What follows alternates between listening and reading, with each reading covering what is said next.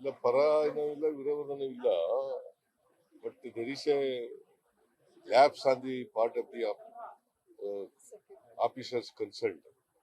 ನಾವೀಗಾಗಲೇ 7 ಜನನ ಸಸ್ಪೆಂಡ್ ಮಾಡಿದ್ದೀವಿ, ಇನ್ನು ಕೆಲವ್ರನ್ನ ಸಸ್ಪೆಂಡ್ ಮಾಡಬೇಕಾಗಿದೆ.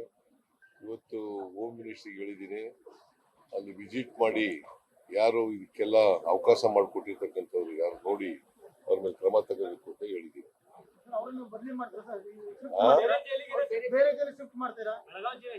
ಅದನ್ನು ಕೂಡ ಯೋಚನೆ ಇದೆ, ಬೇರೆ ಕಡೆ ಶಿಫ್ಟ್ ಮಾಡ್ಬೇಕಾ ಬೇಡ ಅಂತಕ್ಕಂಥದ್ದು ಅದು ಕೂಡ ಯೋಚನೆ ಇದೆ.